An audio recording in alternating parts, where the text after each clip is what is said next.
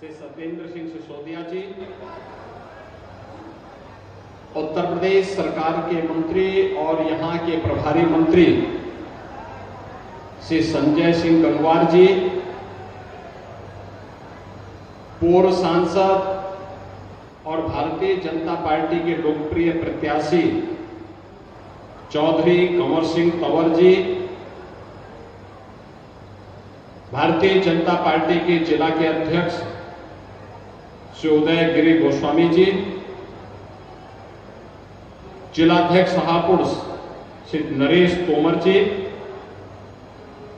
जिलाध्यक्ष राष्ट्रीय लोकदल श्री मनवीर सिंह चिकारा जी, जिला पंचायत के अध्यक्ष श्री ललित तंवर जी, जिला पंचायत अध्यक्ष हापुड़ श्रीमती रेखा नागर जी, हमारे विधायकगण श्री राजीव तरारा जी, श्री महेंद्र सिंह खड़गवंशी जी, हरेंद्र सिंह तेवतिया जी, डॉक्टर हरि सिंह ढिल्लों जी, पूर्व सांसद श्री देवेंद्र नागपाल जी, पूर्व विधायक श्रीमती संगीता चौहान जी, वेंकटेश्वरा समूह के चेयरमैन डॉक्टर सुधीर गिरी जी और आज के इस कार्यक्रम में मंच पर उपस्थित भारतीय जनता पार्टी के सभी पदाधिकारीगण, विभिन्न नगर पालिका और पालिका परिषद के चेयरमैनगण, भारी संख्या में उपस्थित अमरोहा के मेरे सभी प्रबुद्ध बहनों और भाइयों, वासुदेव तीर्थ के रूप में सुविख्यात इस पौराणिक स्थली अमरोहा को मैं कोटि कोटि नमन करते हुए आप सबका हृदय से अभिनंदन करता हूं।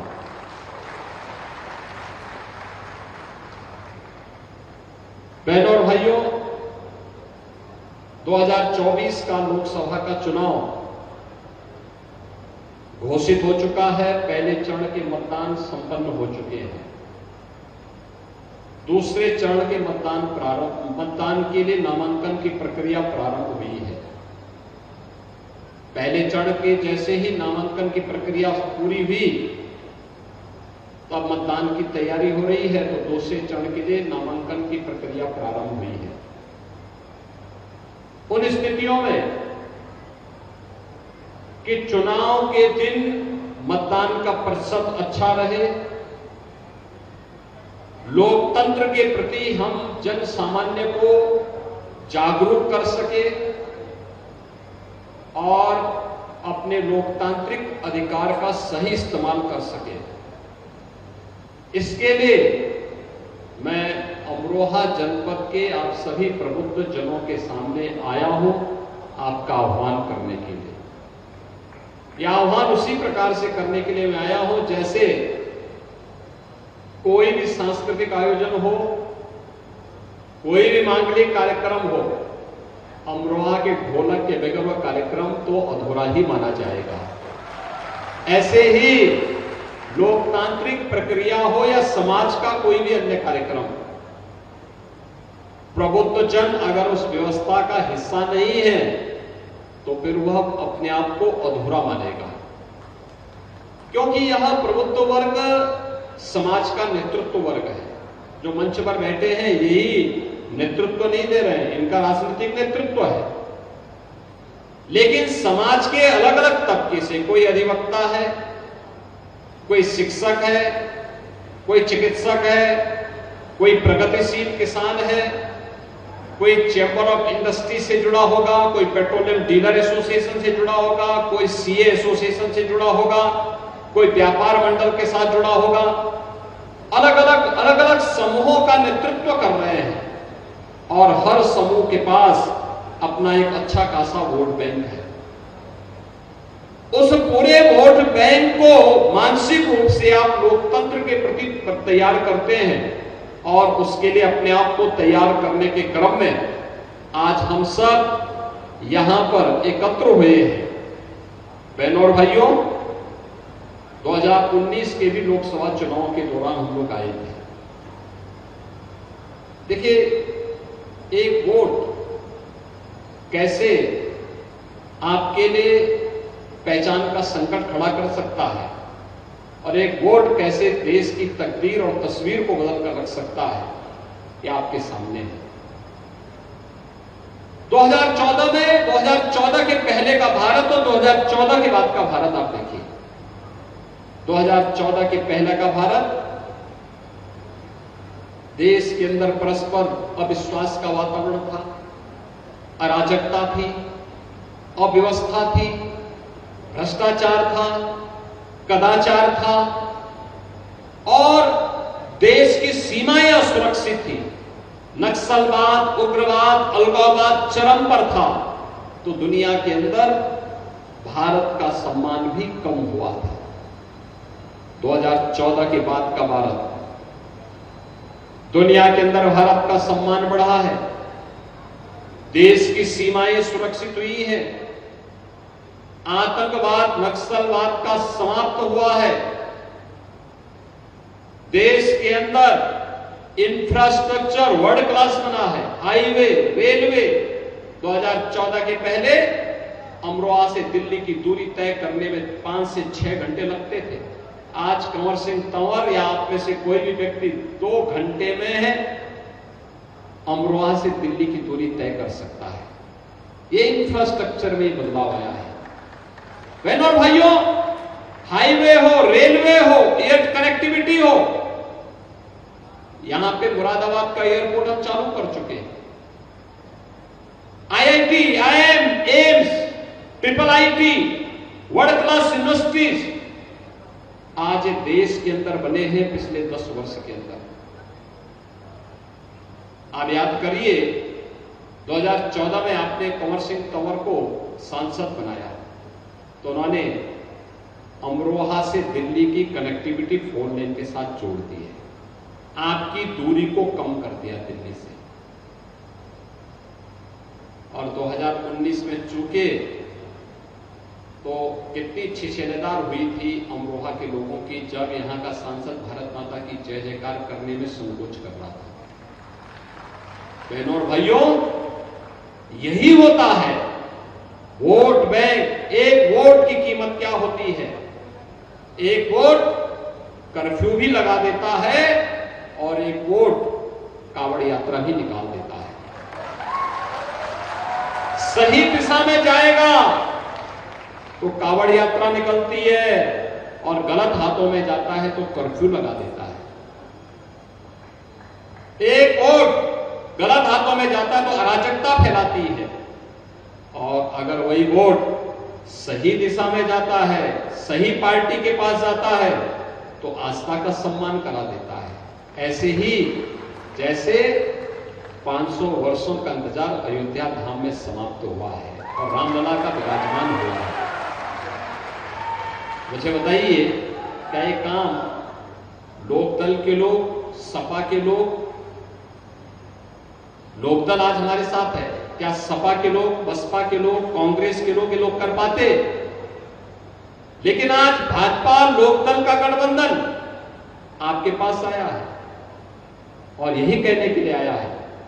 कल अमरोहा में लोकदल ने भी एक सभा की थी, चौधरी जयंत चौधरी जी आए।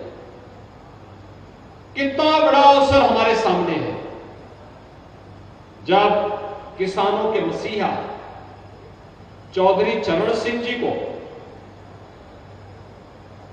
भारत सरकार ने भारत रत्न से सम्मानित किया। बहनों और भाइयों, ये सम्मान केवल चौधरी साहब का नहीं है, हम सब उत्तर प्रदेश वासियों का है, हर अन्नदाता किसान का है। क्योंकि देश के अन्नदाता किसान की आवाज को देश की संसद और देश की सरकार के पास आजादी के बाद पहली बार किसी ने उठाया था तो वह नाम था चौधरी चरण सिंह जी का।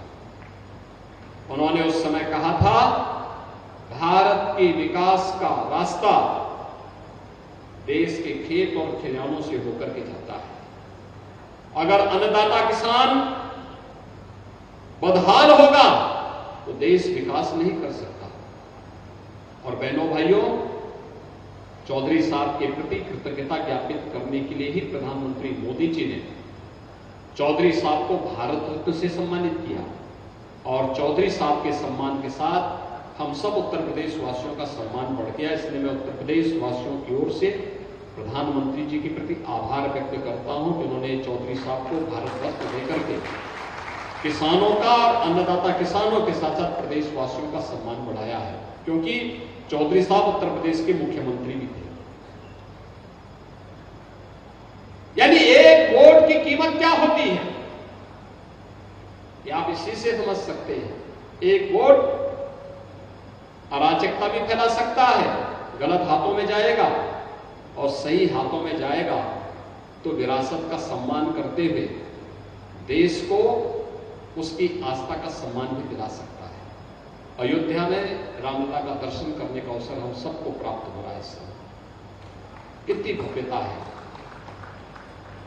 और इसीलिए आज मैं आया हूं आपके पास कहने के लिए कि एक वोट नौजवानों के हाथों को आजीविका दे सकती है, एक वोट उसे गलत दिशा में लेकर के अपराध की दुनिया में भी धकेल सकती है।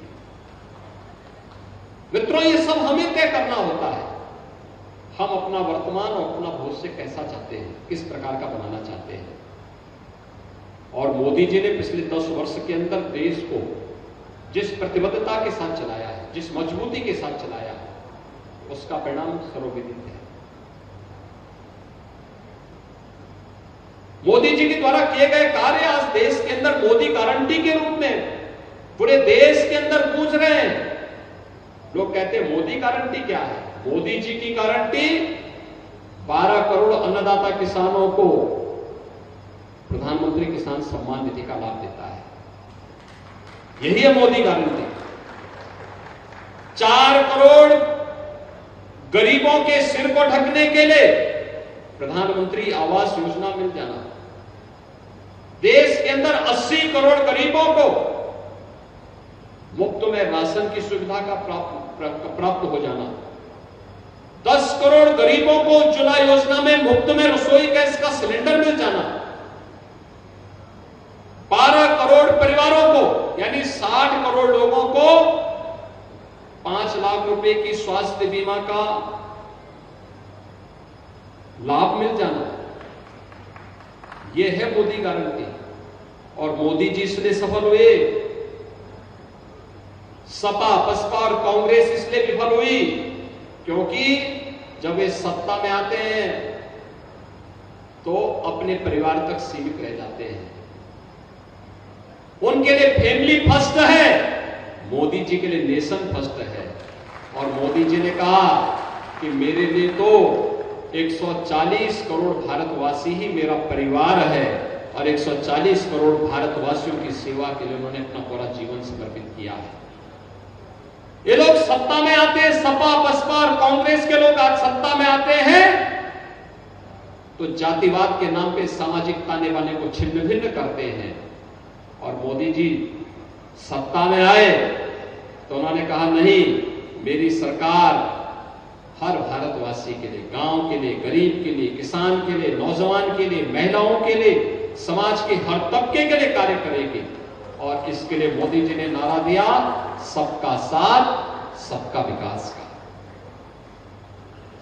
कांग्रेस सपा बसपा तुष्टीकरण की नीति पर चल करके आपकी आस्था के साथ खिलवाड़ करती थी, कावड़ यात्रा नहीं निकालने देती थी, पर्व और त्योहार नहीं मनाने देती थी। लेकिन मोदी जी ने कहा नहीं, तुष्टीकरण नहीं, भारत के अंदर संतुष्टि होनी चाहिए। हर नागरिक की संतुष्टि के लिए सरकार को कार्य करना चाहिए। सरकार समस्या नहीं हो सकती, सरकार समाधान का नाम होना चाहिए। और उसी समाधान का रास्ता निकालने के लिए मोदी जी ने जो रास्ते अपनाए, आज उसी का परिणाम है।